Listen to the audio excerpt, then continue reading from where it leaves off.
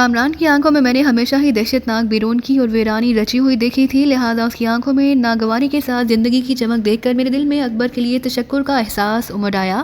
Kamran cocaine کا مارا تھا اور برسوں سے اس کی ایک غلطی کا عذاب سہ رہا تھا کہ اس نے اپنی ماں کی لا علمی میں کوکین کی بھاری مقدار کھا لی تھی، مگر اس وقت وہ نرس کے ساتھ جس انداز میں کھیل میں ہمنگ تھا وہ میرے لیے بہت حوصلہ افزا تھا۔ یوں معلوم ہو رہا تھا جیسے اپنے محبوب شغل میں اسے میری مداخلت ناگوار گزری ہے۔ ہیلو کامران، کیا حال ہے؟ میں نے آگے بڑھتے ہوئے اس سے سوال کیا۔ نرس اپنی گود میں رکھی ہوئی چیزیں میز پر ڈال کر اٹھ چکی تھی۔ کامران نے میرے سوال کا جواب دینے کی بجائے نرس کی طرف دیکھا، پھر اس کی سرسراتی ہوئی آواز میرے کانوں میں ٹکرائی۔ یہ کون ہے؟ یہاں کیوں آیا ہے؟ تم سے ملنے آئے ہیں، خود ہی پہچاننے کی کوشش کرو، نرس نے مسکراتے ہوئے شفقت آمیز لہجے میں کہا۔ نہیں، اس نے اچانک دونوں ہاتھوں سے اپنی کنپٹیاں تھام لی۔ میرا سر پھٹ رہا ہے، میں مر جاؤں گا، تم سب پاگل ہو، یہاں سے چلے جاؤ۔ سب جا رہے ہیں، تم ذہن پر زور نہ دو، نرس نے جلدی سے اسے سہارا دے کر لٹانے کی کوشش کرتے ہوئے کہا اور میں نے بڑھ کر بستر پر پڑے ہوئے رنگین ٹکڑے ہٹا دیے۔ میرا خیال تھا کہ وہ لیٹنے میں مزاحمت کرے گا، لیکن اس نے حیرت ناک سعادت مندی کا مظاہرہ کیا اور کنپٹیاں ہتھیلیوں میں دبائے ہوئے تکیوں پر گر گیا۔ ساتھ ہی وہ دھیمی آواز میں کچھ بڑبڑانا بھی جا رہا تھا۔ نرس نے ٹرالی سے ایک نئی سرنج لے کر ایک شیشی سے اس میں کوئی سیال منتقل کیا اور کامران کو پچکارتے ہوئے بہت آرام سے وہ سیال اس کے داہنے بازو میں اتار دیا۔ کامران کی آواز فوراً ہی دھیمی ہونے لگی، عضلات کا تناؤ ڈھیلا پڑنے لگا۔ چند ہی سیکنڈ میں دوا کے زیر اثر وہ گہری نیند یا بے ہوشی میں ڈوب گیا۔ بہت دردناک حالات سے دوچار ہے آپ کا مریض، نرس نے استعمال شدہ خالی سرنج ٹرالی کے نیچے خانے میں پھینکتے ہوئے کہا۔ 2-4 دن میں کبھی کبھار ذہن تھوڑا سا بیدار ہوتا ہے، لیکن ذرا بھی زور پڑے تو یہی کیفیت ہوتی ہے۔ اگر میں انجیکشن نہ دیتی تو اس پر بتدریج خطرناک دوری کی حالت طاری ہو سکتی تھی۔ میں نے پہلی بار اس کی آنکھوں میں زندگی کی چمک دیکھی ہے، میں نے امید افزا لہجے میں کہا۔ علاج مؤثر ثابت ہو رہا ہے، اس نے اعتراف کیا۔ ڈاکٹر اکبر اس پر بہت محنت کر رہے ہیں، لیکن بگڑا ہوا کیس ہے، بالکل صحت مند ہونے کے لیے خاصی مدت درکار ہوگی۔ سنبھالنے کی امید ہے تو طویل انتظار بھی کیا جا سکتا ہے، آپ سے بہت مانوس ہو گیا ہے۔ اس کے ہونٹوں پر ایک اداسی مسکراہٹ پھیل گئی۔ 3 نرسیں اس کے ہاتھوں پیٹ چکی ہیں، مجھ میں نہ جانے کیا بات نظر آئی کہ میرے ساتھ کبھی بدتمیزی نہیں کی، بلکہ کبھی کبھی بڑے شوق سے مجھے گھورتا رہتا ہے۔ ہو سکتا ہے کہ مجھ میں اسے ماضی کی کسی مانوس شبہات کی جھلکیاں ملتی ہوں۔ وہ لاشعوری سی حرکت کرتا ہے، اس کی جب بھی میں نے اسے ان حماق پر اسے ٹوکا تو وہ فوراً ہی سنبھل جاتا ہے، جیسے آپ دیکھتے دیکھتے اچانک جاگ اٹھا ہو۔ لاشعور کام کرنے لگا ہے تو انشاءاللہ شعور بھی بحال ہو جائے گا، میں نے پوری امید لہجے میں کہا۔ ڈاکٹر اکبر کی ہدایت پر درمیان میں کوئی ایک مرتبہ پھر ان تینوں میں سے ایک نرس اس کے پاس بھیجی گئی۔ اس پر نگاہ پڑتے ہی بھڑک اٹھا اور مجھے پکارنے لگا۔ میں آئی تو میرے ساتھ بالکل نارمل رہا، بلکہ کچھ دیر تک کھیلتا بھی رہا۔ آپ کا نام کیا ہے سسٹر؟ میرا نام تو بس سسٹر ہی سمجھیے۔ اس نے مسکراتے ہوئے گفتگو کو نجی حدود میں داخل ہونے سے روک دیا، لیکن کامران مجھے ازہد گڈی کہنے لگا۔ کہیں ایسا تو نہیں کہ بچپن میں یہ نام اس کے لیے مانوس رہا ہو؟ کم از کم میرے علم میں تو نہیں، میں نے اعتراف کیا۔ آپ ڈاکٹر اکبر سے ضرور مل لیں، اس نے اپنا سامان سمیٹ کر ٹرالی پر رکھتے ہوئے کہا۔ ان کا خیال ہے کہ گڈی کا سامنے لایا جانا مریض کے حق میں بہت بہتر ثابت ہوگا۔ آپ کو دیکھنا ہوگا کہ ذہنی توازن بگڑنے سے پہلے مریض کس گڈی کو کہتا ہے۔ ایسے معاملات میں سب کچھ ڈاکٹر نہیں کر سکتا، مریض کے ہمدردوں کو بھی تعاون کرنا پڑتا ہے۔ میں ضرور ملوں گا ڈاکٹر سے، میں نے کہا اور وہ ٹرالی سمیت کمرے سے چلی گئی۔ میں کامران کے بستر کے قریب پڑی ہوئی کرسی پر بیٹھ گیا۔ اس وقت میرے ذہن میں اس نرس کے لیے تشکر کے جذبات امڑے چلے آ رہے تھے، جو کسی صلے یا ستائش کی پرواہ کیے بغیر اپنے فرض کی حدود سے بڑھ کر ذاتی سطح پر ایک دیوانے کی دلجوئی کی کوشش کر رہی تھی۔ مان کمرے کا دروازہ کھلا اور میرے دل کی دھڑکن یک بیک تیز ہو گئی۔ آنے والا مضبوط ڈیل ڈول کا طویل قامت شخص تھا، اس کے چوڑے چہرے کی ساحت سے خشونت اور سرد مہری ٹپک رہی تھی۔ داہنا ہاتھ کوٹ کی جیب میں تھا، جہاں کسی نال کا بھار بالکل واضح نظر آ رہا تھا۔ ذرا بھی حرکت کی تو بے دریغ گولی مار دوں گا، وہ سرد مگر دھیمی آواز میں بولا۔ کون ہو اور کیا چاہتے ہو؟ میں نے اپنی جگہ سے جنبش کیے بغیر سوال کیا۔ مجھے نہیں یاد پڑتا کہ میں تم سے پہلے کہیں ملا ہوں۔ یہ نہ بھولو کہ ریوالور تمہاری نہیں میرے پاس ہے، اس نے حد تک آمیز لہجے میں کہا۔ پہاڑ جیسا وجود رکھتے ہوئے بے عقلی کی باتیں کر رہے ہو، میں نے بھی ترکی با ترکی اہانت آمیز انداز اختیار کرتے ہوئے کہا۔ تم یہاں ریوالور کی نمائش کرنے تو نہ آئے ہوگی، کوئی نہ کوئی مقصد بھی رہا ہوگا۔ مقصد بھی سامنے آ جائے گا، فی الحال تمہیں میرے ساتھ چلنا ہے۔ بہت کور ذوق آدمی ہو، صنف نازک کے ہوتے ہوئے مجھے لے جانے پر تلے ہوئے ہو، زیادہ خوش دلی دکھانے کی ضرورت نہیں۔ وہ دانت پیس کر گرایا۔ مجھ سے 2 قدم آگے چلو گے، جو کہوں اسی پر عمل کرتے رہنا، ورنہ کھوپڑی میں روشن دان نمودار ہو جائے گا۔ ہو ہوش دلی خود دکھا رہے ہو، الزام مجھ پر لگا رہے ہو، پھر میں کہتا ہوں مجھے لے جانے کا ارادہ ترک کر دو، جو پوچھنا ہے میں یہیں بتانے کو تیار ہوں۔ زبان بند رکھو اور اب چلنے کے لیے تیار ہو جاؤ۔ کسی کے مہرے معلوم ہوتے ہو؟ میں نے سلگانے کی نیت سے کہا۔ مقصد معلوم ہی نہیں تو مجھے کیا بتا سکو گے؟ بہتر یہی ہے کہ تمہیں کسی ذمہ دار آدمی سے مل لیا جائے۔ یہ کہتے ہوئے میں نے کرسی چھوڑ دی. اس کے چہرے پر غصے کے کئی رنگ آ کر گزر گئے. تمہارے آگے ہاتھ اٹھا کر چلنا ہے یا ہاتھ گرا کر؟ میں نے ہلکی سی انگڑائی لیتے ہوئے مضحکانہ لہجے میں کہا. اگر کسی کو تمہارے زبردستی لیے جانے کا بھی شبہ ہوا تو مجھ سے برا کوئی نہ ہوگا. وہ گھر آیا. وہ تو صورت ہی سے ظاہر ہو رہا ہے. میں چلتا ہوں، چلنا ہو تو بتا دینا. میری کوشش تھی کہ کمرہ چھوڑنے سے پہلے اس کے ذہن پر اس قدر جھلاہٹ طاری ہو کہ ضرورت پیش آنے پر اس کی کھوپڑی اعتدال پر نہ رہ سکے. نکلو، اس نے گالی دینے کے اسی انداز میں کہا اور میں دروازہ کھول کر کمرے سے باہر راہداری میں نکل آیا اور وہ سائے کی طرح میرے پیچھے ہو لیا. اگر کامران کی دیکھ بھال پر معمور نرس کہیں نظر آ جاتی تو میرا ارادہ تھا کہ لپک کر اس سے کچھ بات کرتا، لیکن وہ کہیں نظر نہ آئی. مگر جب میں فلور سٹاف کے کاؤنٹر کے قریب سے گزرا تو ایک ادھیڑ عمر نرس نے مجھے روک لیا. آپ کامران کو دیکھنے آئے تھے؟ جی ہاں، میں نے اس کی مداخلت پر خوشی محسوس کرتے ہوئے کہا. ڈاکٹر اکبر اس کی فیملی کے کسی فرد سے ملنا چاہتے ہیں. شاید تنویر علی صاحب نے گارجین کے طور پر مریض کا نام کامران داخل کرایا تھا. آپ انہیں یہ پیغام دے سکیں گے؟ اسے کاغذ کو دیکھتے ہوئے کہا. ضرور دے دوں گا، میں نے خوش حلقی کا مظاہرہ کرتے ہوئے کہا. میں خود بھی ابھی ڈاکٹر اکبر سے ملنا چاہ رہا تھا، لیکن یہ غیر متوقع طور پر موجود ہوئے. میں نے پیچھے کھڑے ہوئے نوواز کی طرف اشارہ کرتے ہوئے کہا جو اس صورتحال پر سخت مضطرب نظر آ رہا تھا. مجھے فوری طور پر ان کے ساتھ جانا پڑ رہا ہے، اگر آپ اجازت. ادھیڑ عمر نرس ملتجانہ لہجے میں نوار سے مخاطب ہوئی، لیکن میں نے فوراً ہی اس کی بات کاٹ دی. نہ ان کو نہ چھیڑیں، یہ گھٹیا کے مریض ہیں. اگر طاہر کے باعث ان پر دورے کی کیفیت طاری ہو گئی تو ان کے بھاری بھرکم وجود کو یہاں سے لاد کر لے جانا میرے لیے محال ہو جائے گا. میں تنویر صاحب کو بھیج دوں گا. نوار بے بسی کے عالم میں بس منہ بگاڑ کر رہ گیا. کاؤنٹر سے آگے بڑھتے ہی اس کے منہ سے بامحاورہ اور پیچیدہ قسم کی گالیوں کا طوفان امڑ پڑا، کیونکہ اس نے گھٹیا کے مرض کو بھی مغلظات میں سمونے کی بھونڈی کوشش کی تھی. علاج گاہ کی عمارت سے باہر نکلتے ہی بے اختیار میری نگاہیں اس گوشے کی طرف اٹھ گئی جہاں سلطان شاہ کار پار کی ہوئی تھی، اور مجھے یہ دیکھ کر سکون ہوا کہ دروازے سے کار کی ڈرائیونگ سیٹ پر بیٹھا ہوا سلطان شاہ صاف نظر آ رہا تھا. داہنی طرف گھوم کر نیلی گاڑی کی طرف بڑھتے جاؤ. برآمدے کی سیڑھیاں اترتے ہوئے نوار نے سخت لہجے میں کہا اور میں اس کے حکم کی تعمیل میں بے چون و چراغ داہنی طرف مڑ گیا. میرا خیال تھا کہ نوار اکیلا ہی ہوگا. ایسی صورت میں اس کے لیے گاڑی چلانے کے ساتھ جو مجھ پر نگاہ رکھنا دشوار ہوتا، لیکن وہ بھی کم چالاک نہیں تھا. اس نے مجھے ڈرائیونگ سیٹ سنبھالنے کا حکم دیا اور خود پھرتی سے پیسنجر سیٹ سنبھال لی. گاڑی حرکت میں آئی تو میں سوچ رہا تھا کہ اس وقت ستارے ہی یاوری کر رہے ہیں. شاید نوار کو خوش فہمی ہو کہ اس نے مجھے ریوالور کے بل پر اغوا کر لیا تھا، جبکہ حقیقت اس کے برعکس تھی. اگر میں مزاحمت پر تل جاتا تو اس کے فرشتے بھی مجھے کہیں نہ لے جا سکتے تھے، بلکہ کامران کے کمرے میں اسے میں زیر کر سکتا تھا. اب اس نے اپنی دانش نے مجھے ڈرائیونگ پر مجبور کر کے اپنی پوزیشن مستحکم کر لی، لیکن یہ بھول گیا کہ کار کے اندر اور فینڈرز پر لگے ہوئے تینوں عقب نما آئینوں کے روح ڈرائیور کی رہنمائی کے لیے ایسے زاویوں پر سیٹ تھے کہ مجھے پیچھے آتی ہوئی سلطان شاہ کی کار مسلسل نظر آ رہی تھی. بار بار مڑ کر دیکھے بغیر اسے تعقب کا شبہ تک نہیں ہو سکتا تھا، اور وہ تو بس گود میں ریوالور ڈالے مطمئن بیٹھا تھا کہ اس نے مجھے پوری طرح بے بس کر لیا. اجازت ہو تو ایک سگریٹ سلگا لوں، میں نے غیر سنجیدہ لہجے میں کہا. اگر میں نے مار کر گھٹیا کا مریض ہی نہ بنا ڈالا تو میرا نام نہیں. وہ ایک گالی دے کر بولا. وہ شروع ہی سے بھرا بیٹھا تھا، میرے چھیڑتے ہی پھٹ پڑا. تم ہی بتاؤ کہ میں اس سے کیسے پیچھا چھڑاتا. میں نے سنجیدگی اختیار کرتے ہوئے معصومانہ لہجے میں کہا. اصولاً تو اس وقت میرے لیے مریض سب سے زیادہ اہم تھا اور مجھے فوراً ڈاکٹر سے ملنا چاہیے تھا، جبکہ تم مجھے ذرا بھی ڈیل دینے پر آمادہ نہیں تھے. اس لیے مجھے اس سے ایک سنگین بہانہ تراشنا پڑ گیا. وہ بے وقوف بھی زیر لب مسکرائی. وہ بھنائے ہوئے لہجے میں بولا. گھٹیا کوئی دورہ نہیں، ایک مستقل مرض ہوتا ہے، اور مجھے معلوم نہیں تھا. میں نے ایک بے ساختہ کہے کا صفائی سے خون کرتے ہوئے سادگی سے کہا. دراصل اس معاملے میں میری معلومات بالکل صفر ہے، تم میری تصحیح کر سکتے ہو. وہ بیچاری پھر تو میری حماقت پر ٹھیک ہی مسکرائی تھی. میں نے آنکھوں کے گوشوں سے دیکھا کہ وہ مجھے پھاڑ کھانے والی نگاہوں سے گھور رہا تھا. پھر میرے بشرے پر سنجیدگی کا گہرا پرتو دیکھا تو وہ پرسکون ہوتا چلا گیا. تم نے میری بات کا جواب نہیں دیا. میں سگریٹ پینا چاہ رہا تھا. اسے خاموش پا کر میں نے ٹوکا. ہم پکنک پر نہیں جا رہے. تمہارے ساتھ جو کچھ ہونا ہے اس کا تصور بھی تمہاری ساری خواہشات فنا کرنے کے لیے کافی ہوگا. وہ تلخ اور غصیلے لہجے میں بولا. جو بھی ہوگا دیکھا جائے گا، میں نے بے پرواہی کے ساتھ کہا. تم بلا وجہ بات پر بھڑک رہے ہو، جبکہ میری تم سے کوئی دشمنی نہیں. تم درمیان کے آدمی ہو. جو کہا گیا ایمانداری کے ساتھ کر گزرے. میرا ٹکراؤ تو اسی میں ہے جو تم سے کام لیتی رہی ہے. تو تم بھی اس سے واقف ہو؟ اس نے تانیس کا سیاہ سنتے ہی چونک کر سوال کیا. دوستی اور دشمنی کے رشتے اجنبیوں کے ساتھ نہیں ہوتے، میں نے بے پروایانہ انداز میں کہا. مگر میں یہ نہیں سمجھ سکا کہ یوں مجھے اٹھوا کر وہ کون سا مقصد حاصل کرنا چاہتی ہے. اس نے اپنی جیب سے پیکٹ نکال کر 2 سگریٹ سلگائے اور ایک میری طرف بڑھا دیا، جو میں نے خاموشی سے لے لیا.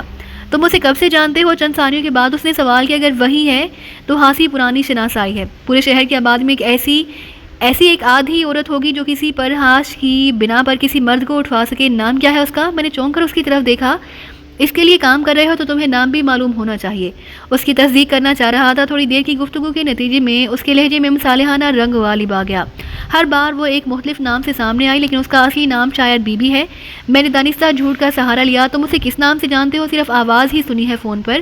وہ ایک گہرا سانس لے کر بولا، کام کا آدھا معاوضہ پیشگی مل چکا ہے، پھر اسے کام پورا ہونے کی اطلاع کیسے دو گے؟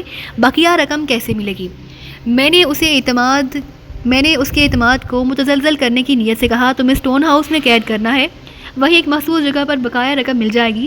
کام پورا ہونے کی اطلاع دینا میری ذمہ داری نہیں ہو سکتا ہے کہ وہ تمہیں اس ویران عمارت میں بھوکا پیاسا سسکا کر مارنا چاہتی ہو۔ پھر تم مجھے کس مار پیٹ اور تشدد کی دھمکی دے رہے تھے؟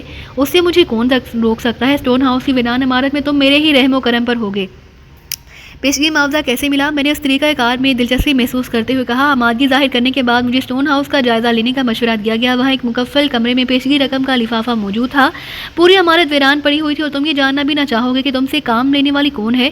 فطری تجسس کی بات اور ہے، ورنہ یہ بات معاہدے میں شامل ہے کہ کامران کی عیادت کے لیے آنے والے شکار کی اسٹون ہاؤس میں قید کرنے کے بعد تحکم ثانی ادھر کا رخ نہیں کروں گا۔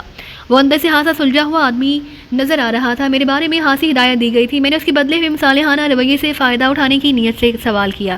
شاید اسے تمہارے اور کامران کے تعلق کا علم تھا۔ مجھ سے کہا گیا کہ جو بھی پہلا شخص وہاں پہنچے اس پر ہاتھ ڈال دو۔ تمہاری جگہ کالا چور بھی ہوتا تو میرا یہی اقدام ہوتا، اور اگر میں تمہیں دگنی رقم کی پیشکش کروں تو؟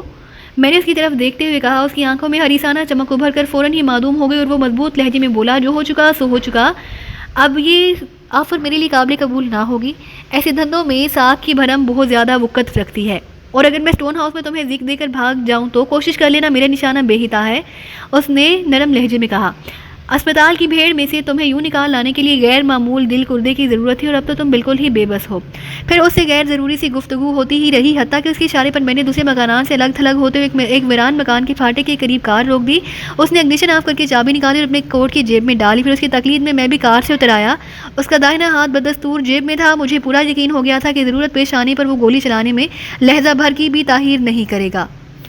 دوسری طرف وہ راستے بھر باتوں میں اتنا ہمنک رہا کہ تعاقب کے امکانات پر سوچ بھی نہ سکا۔ سلطان شاہ نے یہ عقلمندی کی کہ ہمارے رکنے کا اندازہ لگاتے ہی اپنی کار ایک طرف گھما لے گیا، اور اسی وقت تحت نظر ویرانی کا راج نظر آ رہا تھا۔ مجھے پورا یقین تھا کہ جنگ و جدل کے ہوگر قبائلی معاشرے میں آنکھ کھولنے والے سلطان شاہ نے کار چھوڑ کر فوراً ہی مورچہ سنبھال لیا ہوگا اور ضرورت پڑنے پر خود بخود حرکت میں آ جائے گا۔ آہنی پھاٹک کی ذیلی کھڑکی ایک بیرونی میکینزم کو گھماتے ہی کھل گئی اور میرے پیچھے اندر داخل ہو گیا۔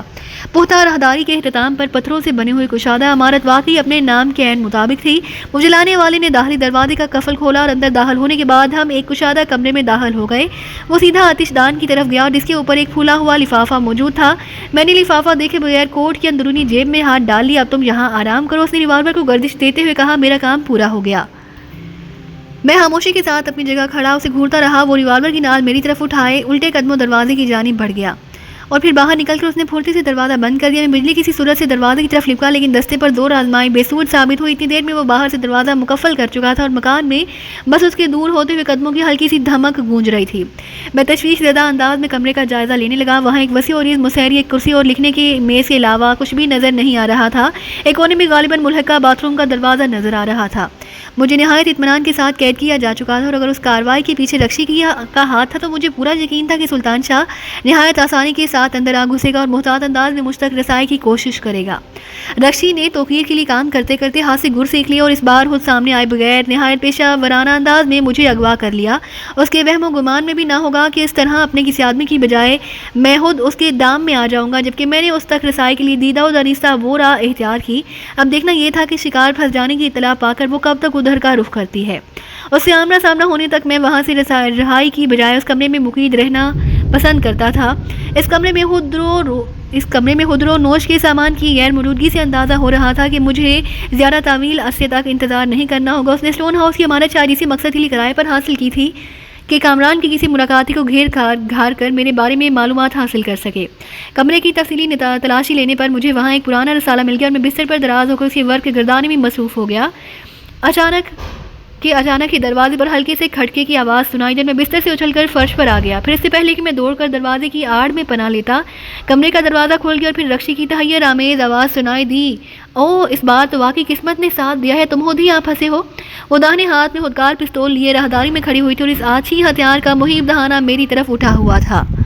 سب تمہاری کشش کا نتیجہ ہے، میں نے پرسکون لہجے میں کہا۔ یہ دوسرا موقع ہے کہ تم نے مجھ پر ہتھیار اٹھایا ہوا ہے، باہر کھڑی ہو، اندر آ جاؤ، تم تو بہت ہی سست نکلے۔ مجھے اندیشہ تھا کہ کہیں آہٹ پاتے کہ دروازے کی اوٹ میں نہ چھپ جائے۔ وہ اندر داخل ہوتے ہوئے بولی۔ مجھے دیکھ کر اسے حیرت ضرور ہوئی تھی، لیکن قریب آنے پر میں نے اس کے چہرے پر حزن و ملال کے سائے رقصاں دیکھے۔ مجھے معلوم تھا کہ میں کس کا قیدی ہوں، اس لیے چھپنے کی کوشش نہیں کی۔ میں نے اس کی آنکھوں میں آنکھیں ڈال کر کہا۔ وہ سرد اور جذبات سے آری نگاہوں سے مجھے گھورتی رہی، پھر کرب آلود لہجے میں بولی، جی چاہتا ہے کہ تمہارے ٹکڑے اڑا دوں، کس کے لیے؟ میں نے بھی گھمبیر سنجیدگی اختیار کر لی۔ میں نے کیا بگاڑا ہے تمہارے بدن سے قاسم کی خون کی بو آ رہی ہے، میرے نزدیک یہ جرم ناقابل معافی ہے۔ ہم دونوں ایک انکہے خاموش معاہدے کی تحت زندگی گزار رہے تھے اور ایک دوسرے کے لیے سب کچھ تھا۔ اس ہلاک کو شاید میں کبھی پورا نہ کر سکوں گی۔ تم تو جانتی ہو کہ وہ میری بو پر لگا ہوا تھا، اس کی نیت بدل چکی تھی اور وہ مجھے دستوں پا بستے ایٹو کے قدموں میں ڈال کر اس کی ہوشنودی حاصل کرنے پر تل گیا تھا۔ میں نے نپے تلے الفاظ استعمال کرتے ہوئے کہا، اگر وہ نہ مارا جاتا تو میری باری آ جاتی، بدلے ہوئے حالات میں ہم سے ایک ہی زندہ رہ سکتا تھا۔ اب یہ اس کی بدقسمتی کہ وہ میرے ایک ہمدرد کے ہاتھ لگ گیا اور مارا گیا، میں شاید اسے فوری طور پر ختم نہ کرتا۔ تم جھوٹے ہو، وہ بے یقینی کے عالم میں بولی۔ وہ شیر تھا، آسانی کے ساتھ کسی کے بس میں آنے والا نہیں تھا۔ اس کا حشر بھی راجہ سکندر جیسا ہی ہوا۔ مجھے تو اب شبہ ہونے لگا ہے کہ سکندر بھی تمہارے ہی ہاتھوں مارا گیا تھا۔ نہ تم عدالت، نہ میں قانون کا قیدی، میں نے سنجیدگی کے ساتھ کہا۔ یہ اٹل حقیقت ہے کہ قاسم مر چکا، اسے زندہ نہیں کیا جا سکتا۔ جب میں بتا رہا ہوں کہ وہ میرے آدمی کے ہاتھوں مارا گیا تو مجھے اپنا اعتراف کرنے میں کیا تامل ہوتا؟ میرے آدمی نے جو کچھ کیا میرے ہی ایما پر کیا۔ یہ اور بات ہے کہ وہ اسے زندہ نہیں پکڑ سکا تو جوش میں اس کا قصہ ہی تمام کر دیا۔ کون ہے وہ؟ اس کی آواز کسی گہرے کنویں کی تہہ سے آتی ہوئی محسوس کی۔ میں نے قسم کھائی ہے میں قاسم کے خون کا انتقام اپنے ہاتھوں سے لوں گی، وہ بچ نہ سکے گا۔ پھر تو تمہاری بنیادی مجرم میں ہی ہوں، مجھے گولی مار دو، میں نے اٹل اور مضبوط لہجے میں کہا۔ ضرور مار دیتی، کاش تم نے اعتراف کر لیا ہوتا۔ اگر آج کی رات گزر جاتی اور تم ہاتھ نہ آتی تو تمہیں اپنے بل سے باہر نکلنے کے لیے میں اس پاگل لڑکے کو مروانے کا فیصلہ کر چکی تھی۔ تم نے مجھے دکھ پہنچایا، میں تمہاری زندگی عذاب بنا دیتی۔ میں اندر ہی اندر کام کر رہ گیا۔ وہ کسی زخم خوردہ ناگن کی طرح خطرناک ہو چکی تھی اور اس کے عزائم کے بارے میں میرے اندازے درست ثابت ہو رہے تھے۔ اسے قابو میں رکھنے کے لیے مجھے ہر قدم پر محتاط رہنا تھا۔ مجھے جہانگیر سے معلوم ہو چکا کہ وہ توقیر یا ایٹو سے مل گئی تھی اور قاسم کا منصب اسے سونپ دیا گیا، لیکن میں وہ تذکرہ چھیڑ کر جہانگیر کے لیے خطرات پیدا کر سکتا تھا، لہٰذا میں نے ایک اور پہلو سے وار کرنے کا فیصلہ کر لیا۔ قاسم معاہدے سے مکر گیا، اب وہ ہمارے درمیان نہیں رہا۔ اس معاہدے کے بارے میں تمہارے کیا عزائم ہیں؟ میں نے ٹھہرے ہوئے لہجے میں کہا۔ کون سا معاہدہ؟ دلاور خان کے ذریعے اپنا مال بازار میں پھیلانے کا منصوبہ۔ میں نے اسے یاد دلایا۔ سب بھول جاؤ۔ مجھے محسوس ہوا جیسے ذہنی طور پر وہ کہیں اور ہو۔ قاسم کو پیسے کی ہوس تھی اور وہ اپنی اسی ہوس کی بھینٹ چڑھ گیا۔ میری آرزو تو بڑی مختصر سی ہے، آزاد اور خوشحال زندگی کی آرزو، وہ میں ان دھندوں میں پڑے بغیر بھی پوری کر سکتی ہوں۔ پھر اس وقت تم دونوں اندر کے آدمی تھے جو چاہتے کر سکتے تھے، اب تم معطوب ہو چکے ہو، میں بھی باہر ہوں۔ وہ تھکے ہوئے انداز میں بستر پر بیٹھ گئی، پستول والا ہاتھ بھی اسی گود میں آج جا گرا۔ اس وقت وہ مکمل شکست کی ایک زندہ تصویر نظر آ رہی تھی۔ تو کیا اب میں تمہارا قیدی نہیں ہوں؟ میں نے حیرت سے سوال کی۔ اس کی آنکھیں ڈبڈبا گئیں اور اس نے اپنا نفی میں سر ہلا دیا، پھر بھرائی ہوئی آواز میں بولی، نہ قیدی ہو نہ دوست، میں ان سنگین دیواروں کے حصار میں تنہا رہ گئی ہوں۔ کیا کیا خواب دیکھے تھے میں نے قاسم کے ساتھ، لیکن ہم شہروں بستیوں میں ہیروئن کا زہر پلا کر ہنستے کھیلتے گھروں کی جانیں اجاڑتے رہے اور پھر ہمارے خواب ہی اجڑ گئے۔ شاید یہ قدرت کا انتقام تھا۔ میں آہستگی سے اس کے قریب جا بیٹھا۔ مجھے حیرت تھی کہ اس قدر شدید جذباتی گرداب میں مبتلا ہونے کے باوجود اس نے خود کو تنظیم سے باہر ہی ظاہر کیا، جبکہ جہانگیر نے اوپر کے فیصلے سے آگاہ کر چکا تھا اور یہ بات ذرا بھی قرین و قیاس نہیں لگتی تھی کہ توقیر نے رکشی کو اس کے منصب سے آگاہ کیے بغیر جہانگیر کو اپنے فیصلے کی اطلاع دے دی ہو۔ میں نے اسے ٹٹولی اور اس کے دل میں توقیر کی طرف سے نفرت کا بیج بونے کا فیصلہ کر لیا۔ جانے والے چلے جاتے ہیں، وقت ان کا زخم مندمل نہیں کر سکتا۔ زندگی کے ہر موڑ پر تمہیں سہارے ملیں گے، شاید انہی میں سے کوئی تمہیں قاسم کا دکھ بھلا دے۔ میں نے اس کے شانے پر ہاتھ رکھ کر نرمی سے کہا، قاسم کا دکھ کوئی نہیں بھلا سکتا۔ اس نے روندے ہوئے اور مغموم لہجے میں کہا، وہ ایک بے لوث چاہنے والا تھا، اس نے کبھی مجھ پر عام مردوں کی طرح ملکیت جتانے کی کوشش نہیں کی اور پھر اپنا سمجھتا تھا۔ شاید تم ٹھیک کہہ رہی ہو، میں نے دھیمے لہجے میں کہا، لیکن تم دونوں کے تعلق کا یہ فلسفہ آج تک میری سمجھ میں نہیں آ ہی نہیں سکتا، اس لیے کہ تم سب ایک جیسے ہو، دلوں کی بجائے جسموں پر حکمرانی کو محبت کہتے ہو، مگر وہ بہت ہی عجیب اور مجھے والہانہ انداز میں چاہتا تھا۔ میرے نزدیک وہ مردانگی کا شاہکار تھا۔ کتے کو پٹے میں باندھ کر یہ دعویٰ نہیں کیا جا سکتا کہ اسے چوکھٹ سے محبت ہے۔ ہاں، زنجیر کھلنے کے بعد وہ وہیں منڈلاتا رہے تو وفا کا یقین ہوتا ہے۔ میں اس سے دستبردار ہونے کا تصور بھی نہیں کر سکتی تھی۔ اس کا انکشاف سن کر میں دنگ رہ گئی اور پھر ساری بات سمجھ میں آ گئی۔ مجھے یوں احساس ہوا جیسے بے خبری میں کسی نے عقب سے میرے سر پر لٹھ دے مارا ہو۔ میں کئی منٹ تک گفتگو کا سلسلہ جاری رکھنے کے قابل نہ رہ سکا اور وہ سر جھکائے سی سکتی رہی۔ شاید الیاس بھی اس راز سے واقف نہ تھا۔ آخرکار میں نے تائید طلب لہجے میں اس کے بھائی کا ذکر چھیڑ دیا۔ اس بار اس کے چونکنے کی باری تھی۔ اس نے اپنی نمناک اور غم آلود نگاہیں میرے چہرے پر گاڑ دیں۔ تم اسے کیا جانو؟ اسے دکھ تھا کہ قاسم تمہیں مسلسل فریب دے رہا ہے، مگر اسے تو میں نے بتایا ہوا تھا کہ میں قاسم سے شادی کر چکی ہوں۔ اس نے میری بات کاٹ کر تحیر زدہ لہجے میں کہا۔ سن لینا اور بات ہے، لیکن اسے یقین نہیں آ سکا۔ وہ بظاہر قاسم کے ساتھ تھا لیکن مجھ سے مل گیا۔ جس رات قاسم مارا گیا اسی رات الیاس نے مجھ سے رجوع کیا۔ اس نے بتایا کہ وہ رات بہت اہم ہے، جیوا ہاؤس میں کوئی اہم ہستی مقیم ہے، وہ اندر گھس کر سب کو تہ و بالا کر دے گا۔ او میرے خدایا، یہ میں کیا سن رہی ہوں؟ میری بات پوری ہونے سے پہلے بے احتیاط چیخ پڑی۔ تو کیا جیوا ہاؤس کے پھاٹک پر کسی گمنام قاتل کی گولی کا نشان بننے والا وہی تھا؟ میں نے سر کو اس بات میں جنبش دی۔ گمنام قاتل نہیں بلکہ تمہارے بھائی پر گولی چلانے والا ایٹو کا کوئی خاص آدمی تھا جو جیوا ہاؤس سے دور رہ کر اس عمارت کی نگرانی کر رہا تھا، اور اس نگرانی کا جواز بھی سامنے آ گیا۔ مجھے اپنے ذرائع سے معلوم ہوا کہ اس وقت ایٹو بذات خود جیوا ہاؤس میں مقیم تھا۔ تمہاری اطلاع درست تھی، وہ تھکے ہوئے لہجے میں بولی۔ یہ سب میری غلطی کی وجہ سے ہوا، الیاس کے خون کی ذمہ دار میں ہوں۔ شاید اسے بھنک مل گئی تھی کہ میں قاسم کے ایما پر ایٹو سے ملنے اس رات جیوا ہاؤس گئی ہوں۔ وہ ساری رات میں نے وہیں بسر کی۔ پھر منہ اندھیرے کسی اجنبی کے اندر گھسنے کی ناکام کوشش اور اس کے پراسرار قتل کا ہنگامہ کھڑا ہوتے ہی اس نے مجھے ایک چور راستے سے باہر نکال دیا۔ میں سوچ بھی نہ سکتی تھی کہ مرنے والا الیاس رہا ہوگا۔ میری ہر ضرب کاری ثابت ہو رہی تھی، وہ تیزی کے ساتھ بکھرتی جا رہی تھی۔ میرے نپے تلے جھوٹ تیزی کے ساتھ اس کی خود اعتمادی کو نگلتے جا رہے تھے۔ میں نے حیرت ظاہر کرتے ہوئے سوال کر ڈالا، تم اس ایٹو سے ملنے کیسے گئی؟ ابھی تو تم نے خود کو تنظیم سے باہر کا فرد کہا تھا اور میری دانش میں تم معتوب بھی نہیں تھی۔